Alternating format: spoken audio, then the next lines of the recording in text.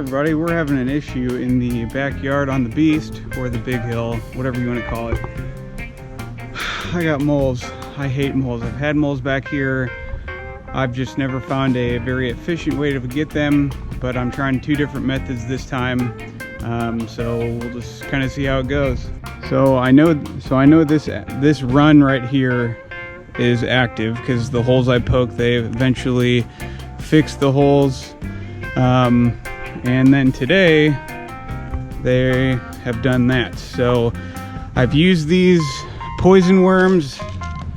I put them in the holes over there, but it obviously didn't kill them because they're still doing this. So this actually, they say you can use it 2 different ways. You can use it on the surface tunnels like that, and then you can actually dig up the ground, so essentially dig down until you hit the deeper tunnels that they run and drop them in there. So I'm going to try that, and then I'm going to use the old-fashioned, I call this the guillotine killer, or guillotine mole killer, whatever you want to call it. I have had success with this, and I've never had success with the poison. So I'm just going to go at this from 2 different angles and see what I get. So let's get started. So essentially what they tell you to do is remove all this dirt until you hit the primary tunnel, and come back to see if it's active. I know this is active because they just did it today, and I'm not waiting 48 hours like they recommend. I'm just gonna go for it and just dig down until I hit a primary tunnel, drop the bait in there, cover it back up, and hope for the best. I'm really hoping this guy kills them because I find this way more gratifying, because I know that they're dead when I use this, because I can dig them up. Whereas this, if you don't see the mounds or the tunnels anymore, that's how you know if they're dead or not.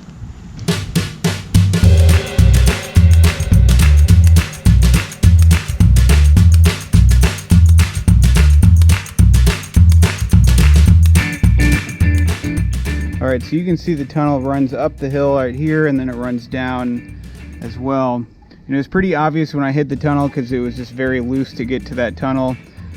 This would not be considered, like, I guess, a subsurface tunnel. This, I guess, is a little deeper tunnel, but I'm just going to go ahead and drop one of these poison worms down there, and then cover it back up, and we'll see how it goes.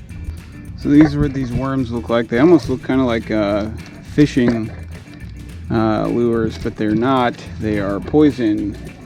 These are the poison worms, or this is the brand that I'm using. I'm not sure if any of you guys have any experience with this particular brand. Let me know if you do, and down in the comments.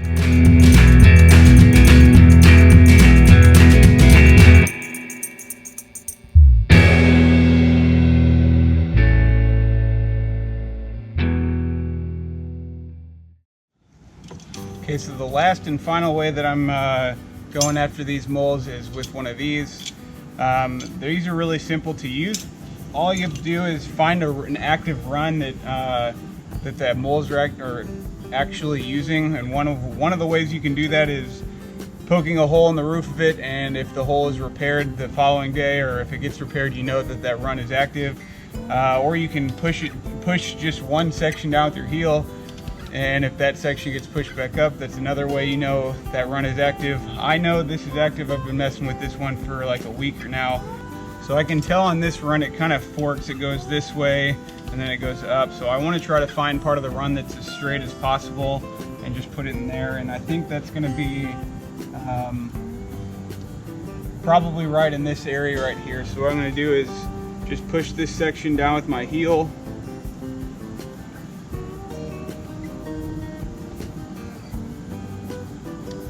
And then start setting the trap. So you want to push those spikes all the way in, as well as the spikes that actually go down into the ground to kill the mole. And you can actually kind of set that by doing this multiple times, so there's no resistance against those spikes, and they can just go directly down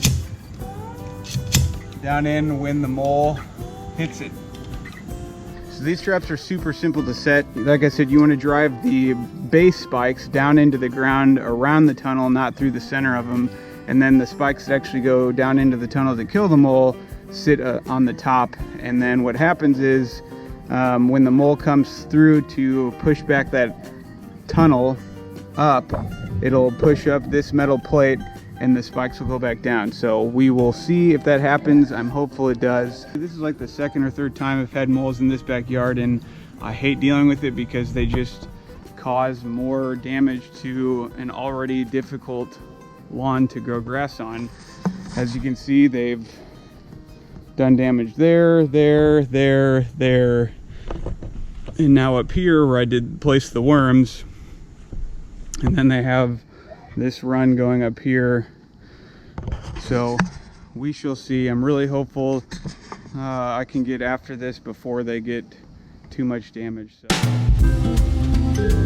Okay folks, so it's been a little over a week since I set the mole trap and put the poison worm in the ground, and I think I may have gotten rid of the moles over the last week. I haven't seen any new damage or anything like that from the moles. It's been pretty quiet back here, and the mole trap was not triggered, so I'm assuming what got rid of the moles was the poison worms. I know I initially said in the beginning of this video that I used these worms on the run right here and was not getting any results from it, but I think I was using the product incorrectly because I misread it. You're supposed to find an active run, then once you find that active run, you poke a hole back in the run, place the worm down in the little tunnel or whatever they create, and then you're supposed to cover that hole back up with dirt, and I was leaving that hole open, so maybe that was affecting the moles taking the bait. Whereas over there, when I dug up the actual ground and placed the worm in their run and then covered it all back up, maybe that was more effective than over here. It's hard to know. I guess really the only way I do know is if these worms worked is because the damage is disappearing and there's no new damage or no new runs being created by the moles. So they're either dead and gone, or they're just laying quietly in the ground until they want to come back up and make more damage again. I've had that happen where I haven't seen any new activity for a week or so, and then suddenly I see more activity. So we'll see. Hopefully they're dead and gone. Either way, I'm happy that I'm not seeing any damage currently. I can't say I like one thing over the other. I feel kind of caught in the middle. I've had success with the, your traditional trap with these spikes, and I guess now I've had some success with these poison worms. I guess it's more gratifying or more assurance that you've gotten the mole with these more traditional traps because you can dig it up and see the mole stuck in the trap. Whereas these, it's not the same. You can't really dig up your lawn to see if you find a dead mole. You just have to assume they're gone because you don't see any new damage. I believe these worms are a little bit more expensive than the traps. The downside with the worms is, you only have 10. So once you're, done using the worms, you have to buy more. Whereas this trap, you can continue to reuse it until it breaks. And it seems to be like some pretty high quality galvanized steel, so it's not going to rust, and you can reuse it for a really long time. And I guess both of these products work to some extent, and like I said, I don't really favor one over the other because I've had success with both. So moles can be a really tricky thing to get out of the lawn. I've read professionals can get moles in your lawn within like 24 hours, so maybe I was that successful. I don't know, but if I do get any more moles, I will be sure to let you guys know. But anyways, I would recommend both of these products. It's really, I guess, more of a personal preference. I appreciate you guys watching. I hope this video is helpful for anyone that's dealing with moles or any people that may deal with moles in the future. Thanks for stopping by and watching my videos, guys. I'm Ben the Lawn Guardian, and I'll see you in the next one.